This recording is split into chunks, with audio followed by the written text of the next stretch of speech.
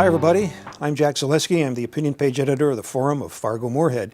Welcome to another version of Forum Face-Off. We have an interesting subject today that ties in directly with the Republican primaries going on across the country. Lots of interest in that topic right now. The topic our debaters will tackle today is capitalism as the Republican candidates for president see it, specifically former Massachusetts Governor Mitt Romney and former U.S. Speaker of the House Newt Gingrich, who have been going round and round on this subject. As usual, our debaters are, from the progressive left, Linda Boyd Coates, and from the conservative right, Scott Hennen. It's a good subject, team. Go for it. Thanks, Jack, and great to be here again. Linda, how are you? Great. How are you, Scott? I imagine you're watching with some amusement this, what I would call a circular firing squad amongst the... Get out the popcorn. It's been fun. Thank you. Your people are giving us so much fun. Are popcorn sales up watching this? I keep running out. It's been fun. I have to admit a little bit of a journey here. And my initial journey was, what are they doing? Why in the world are we eating our young? Why are we having a fierce debate within the Republican Party about what defines capitalism, and somehow Mitt Romney's bad because he's rich, or bad because he made money at Bain Capital, or anything else? And I actually think this has been kind of useful. Well, that's what they say about the primary run-up, the candidates all... You sit back and you're worried that they're going to tear each other apart and it's going to give the other side ammunition. But that's the bottom line, as they always say. It's going to be good in the long run. Do you really believe that, or are you getting a little nervous? Well, no, here's the deal. I love Ronald Reagan. Ronald Reagan was a great inspiration. Ronald Reagan once said... he did all sorts of things. He raised taxes and he was Well, let's save that for another day. Let's talk and... about something that Ronald Reagan said, and that says that all great change in America starts at the dinner table. So let's just think of this as a little dinner table. All right. And you and I are going to start a conversation. Okay. And the conversation I'd love to have is, what is capitalism? I have a theory that America is broke. Broke and broken. Broke financially and broken in the way of we sort of lost our way. And I believe Barack Obama's doubled down on that. I think we could argue about whether or not it serves his purposes to bring about his worldview. We're talking about your people today. Let's stay with that. I understand. But I think this might help him as well. All right. Because he is certainly going to use this little debate we've had to his benefit, to try and get reelected by saying, I'm for you, the little guy, that guy, Mitt Romney or whoever it is, they're for the rich guy. I want to have a conversation about fixing America, and I think capitalism fixes it. And I think capitalism and the private sector should not be defined by Mitt Romney.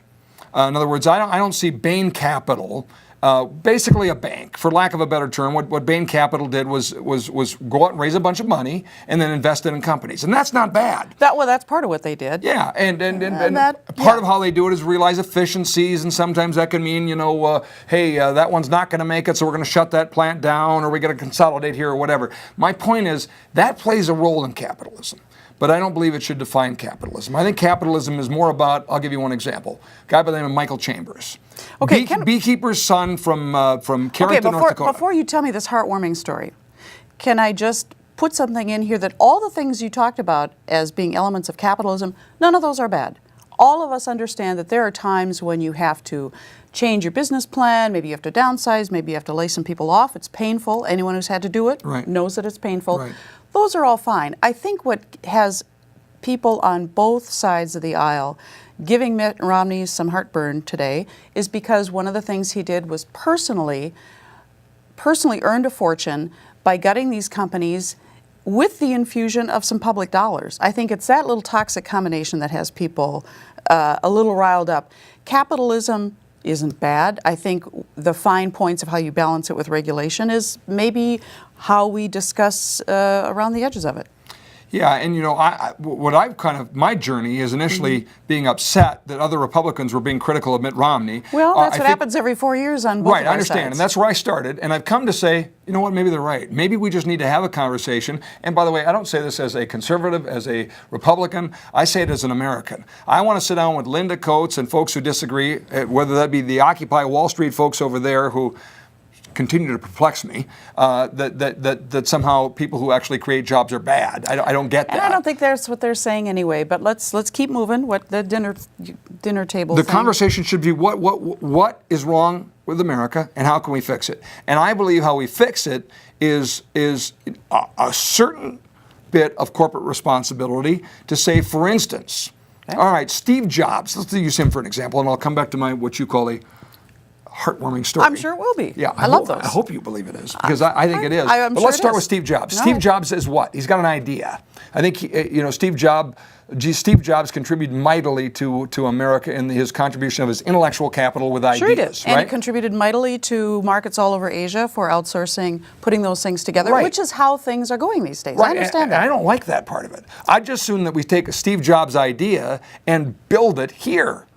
You sound like a Democrat. I understand. That's why I'm saying the conversation All right, maybe to all say, right. well, wait Let's a minute, have that how can we, conversation. and quite honestly, the reason that Steve Jobs puts iPhones and iPads and MacBooks together overseas is it's more efficient to do that. Sure it is, and it costs less, and I think, that's where in some industries subsidies come in to level the playing field with, it happens a lot in agriculture.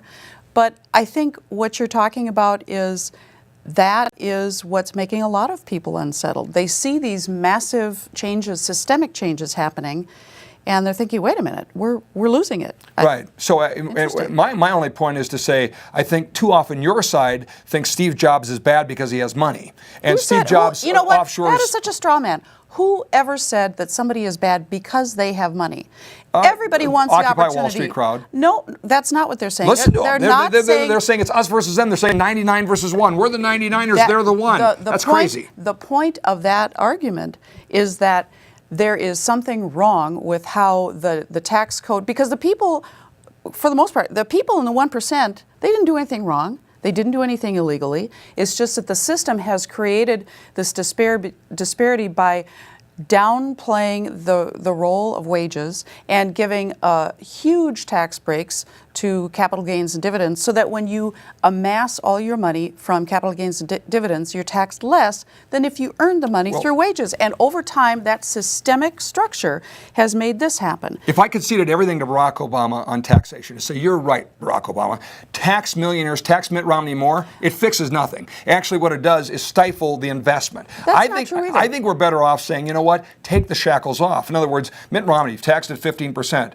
Yeah, 15% on his capital gains, but he already paid for it once in corporate taxes. And by the way, when he dies, he pays again. Well, of so course. I mean, it's tax. And I'm saying, give your side everything there, it fixes nothing. All it does is take more money out of the economy. I'd rather say, wait a minute. Here's my heartwarming story. All right, let's hear it. Michael Chambers, NDSU grad, son of beekeepers out of Carrington, North Dakota. Okay.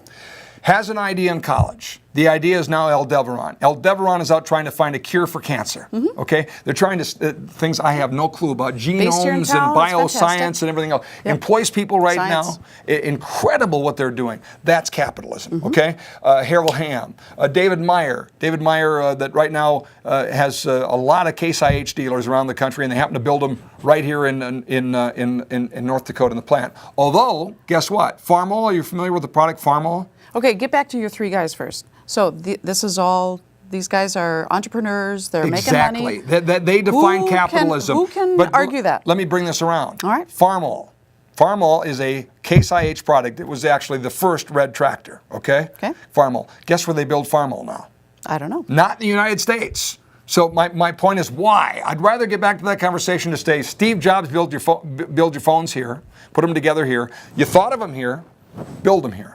Farmall, Case IH, why not, in addition to building a whole lot of big iron in Fargo, North Dakota, shouldn't you build the Farmall tractors here as well? So tell me what you think of Byron Dorgan's book, Take This Job and Ship It. That was the whole point of his book. No, Byron Dorgan's book was all about advancing Byron Dorgan's cause and left-wing liberal policies that have led to the destruction of this country. Okay, I think that basically browbeats companies and say, no, you ought to build here. The conversation I'm trying to start at this table, Linda, is to say, why do they ship those jobs overseas? Why do they go there? Why does Steve Jobs think of the iPhone here but not build it here? It's because of Barack Obamas who want to go around and punish these companies and tax them rather than get at the fundamental root of why it has to happen. Really? Yeah. Really? Yeah. All right. We've spoiled our appetites. We've run out of time. But here we are again. And I think we started something, though. I think we have. Rather than ended something, let's start a conversation here. Let's continue this one next time. Yeah. I think we're not done yet. This was fun. This was fun. As always. Next time. See ya.